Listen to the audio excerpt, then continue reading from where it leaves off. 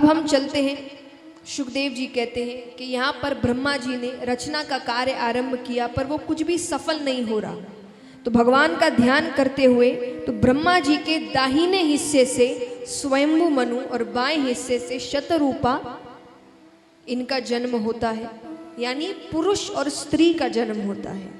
दोनों से कहा गया संसार को आगे बढ़ाने के लिए उनको 2 पुत्र 3 पुत्रियां हुई, देहुति, प्रस्तुति, आहुति, ये 3 पुत्रियां हुई और पुत्र हुए उत्तानपाद और प्रियव्रत। उत्तानपाद को राजा बनाया गया। उनका विवाह सुनीति नामक कन्या से हुआ, लेकिन संतान नहीं हुई। पर क्योंकि संसार को आगे बढ़ाना है, संतान चाहिए उन्हें, तो दोनों की ही इच्छा से दूसरा विवाह कराया गया। दूसरा विवाह सुरुचि नामक कन्या से हुआ, अत्यंत सुंदर, इतनी ज्यादा सुंदर कि उसके आगे राजा सब कुछ भूल जाए। अब वो धीरे धीरे सुनीति के पास कभी कभी जाने लगा। समय कम होता गया, मिलना कम होता गया। और भगवान की लीला देखिए, सुरुचि से विवाह क्यों कराया गया था? संतान के लिए, कि सुनीति को संतान नहीं हो रही। यहां सुरुचि गर्भवती हुई, वहां सुनीति भी गर्भवती हुई। दोनों को बालक हुए। सुरुचि से जो बालक हुआ उसका नाम रखा उत्तम, और सुनीति से जो बालक हुआ उसका नाम रखा ध्रुव। बहुत प्यारा बालक। अब बच्चा तो ये सब नहीं जानता कि पिता माँ के पास कम आते हैं, अब किसी और से ज्यादा प्रेम करने लगे हैं। तो एक बार राजा किसी युद्ध से जीत कर लौटते हैं। हमेशा पहली रानी के पास पहले आते थे, आज सुरुचि के पास गए। द्वारपालों से कहा किसी को भी अंदर मत आने देना। तो अंदर राजा है, सुरुचि है, उत्तम है, सब परिवार एक साथ बैठकर समय बिता रहा है। ध्रुव को पता चला कि पिता जीत कर आए। वो दौड़ा दौड़ा आता है, पिताजी पिताजी पिताजी। पूरे राजमहल में उसकी आवाज गूंज रही है, उसको कहीं मिल नहीं रहे, कहाँ गए। सुरुचि के कमरे तक पहुंचता है, अंदर जाने वाला है कि द्वारपालों ने रोक लिया। अंदर नहीं जा सकते। क्यों नहीं जा सकता? मुझे उनसे मिलना है, वो मेरे पिता है। उन्होंने ही मना किया है कि किसी को भी अंदर ना आने दिया जाए। उनके आदेश का पालन नहीं करेंगे तो वो दंड देंगे। ध्रुव कहते और मेरे आदेश का पालन नहीं करोगे तो मैं दंड नहीं दूंगा। उनके दंड से तो तुम्हें मैं बचा सकता हूं, पर मेरे दंड से तुम्हें कोई नहीं बचा सकता। ठीक है, वो मान गए। ध्रुव जी अंदर चले गए और जाते ही राजा की गोद में बैठते। अब राजा के भी तो, वो तो बच्चा है, उनका प्रेम तो उनको भी है, तो वो खूब लाड कर रहे हैं, उससे बातें कर रहे हैं, दिन कैसा गुजरा, क्या कर रहे हो। ये सुरुचि को अच्छा नहीं लग रहा कि उत्तम नीचे बैठा है और ध्रुव गोद में बैठा है। उसको मानो भविष्य दिख रहा है कि उत्तम नीचे बैठा है और ध्रुव राज सिंहासन पर बैठा है। उसने ध्रुव जी का हाथ पकड़ा और नीचे धकेल दिया। राजा एक बार के लिए खड़े होते हैं, लेकिन सुरुचि को देखकर वापस बैठ जाते हैं। ध्रुव जी कहते हैं विश्वास नहीं होता, आप इतना बदल गए। पहले आप युद्ध से जीत कर सबसे पहले माता के पास आते थे, आज आप उनसे मिलने भी नहीं आए। सुरुचि कहती है महाराज से क्या पूछता है, अपनी माता से जाकर पूछ। ध्रुव जी ने कहा आप भी तो माता ही है, आप बता दीजिए क्यों किया ऐसा। सुरुचि कहती है क्योंकि वो राजा है, राजा रानियों के पास आते हैं, दासियों के पास नहीं। ध्रुव कहते मेरी माता दासी नहीं है, वो इस महल की महारानी है। सुरुचि ने कहा महारानी थी, अब वो स्थान मुझे दे दिया गया है और तुम्हारा स्थान मेरे पुत्र उत्तम को।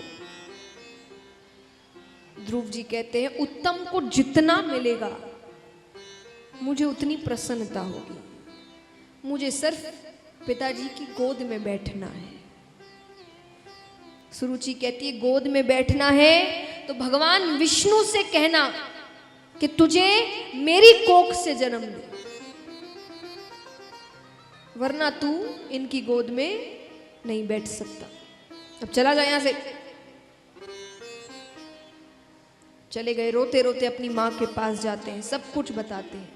माता समझा रही है, मना रही है, चुप करा रही है, पर वो चुप ही नहीं हो रहे।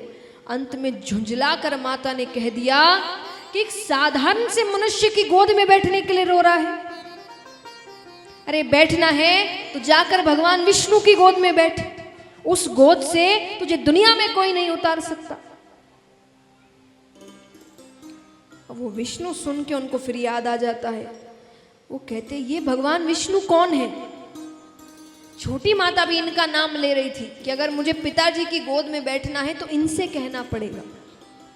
ये कौन है? माता कहती ये भगवान है। ये कहाँ मिलेंगे? बोले इनको मिलने के लिए तपस्या करनी पड़ती है। तू अभी छोटा है ना, जब बड़ा हो जाएगा तो मैं तुझे वन में भेजूंगी, वहां जाकर तप करना, तुझे भगवान मिल जाएंगे। ठीक है, सुला देती है। पर उनके मन में बस वो बात बैठ गई कि इनको पिता की गोद में बैठना है और वहां बैठने के लिए इसको भगवान विष्णु को मनाना पड़ेगा। अब उसको ऐसा लग रहा है ज्यादा देर नहीं इंतजार करना। माता ने कहा था तपस्या करनी पड़ती है वन में जाकर। मध्य रात्रि में उठते हैं, सीधा वन की ओर जा रहे हैं। भगवान डर गए। भगवान कहते इतना सा बालक अकेले जंगल में घूमेगा? नारद जी को भेजा भगवान ने, तुम साथ रहो इसके। नारद जी पीछे से आते हैं। नारद जी कहीं भी जाते हैं तो सबसे पहले क्या कहते हैं? जोर से कहो, नारायण नारायण। नारद जी ने कहा अरे पुत्र क्या कर रहे हो? ध्रुव जी कहते हैं आप कौन? उन्होंने कहा मैं नारद हूं। अरे नारद जी, आपकी तो बहुत सी कहानियां सुनाई हैं मुझे माता ने, आप भगवान विष्णु को जानते हैं ना? नारद जी ने कहा जानता हूं, मुझे उनसे मिलना है। वो कहां मिलेंगे? नारद जी ने कहा तुम जीवित नहीं मिल सकते, वो क्षीर सागर में रहते हैं, वहां कोई जीवित नहीं जा सकता। ध्रुव जी कहते हैं मुझे मृत्यु से डर नहीं लगता, पर मुझे जीवित मिलना है।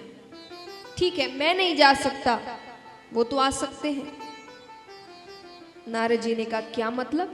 अरे मैं उनसे मिलने नहीं जा सकता, वो तो मुझसे मिलने यहां आ सकते हैं। नारद जी ने कहा जरूर आ सकते हैं, लेकिन उसके लिए कठोर तपस्या करनी पड़ेगी। करूंगा, कठोर से कठोर तपस्या करूंगा, मुझे भगवान विष्णु से मिलना है। तो कहो ओम नमो भगवते वासुदेवाय। ओम नमो भगवते वासुदेवाय। आपको नहीं मिला भगवान से? तो आप भी कहिए ओम भगवते, ओम नमो। आइए तालियों के साथ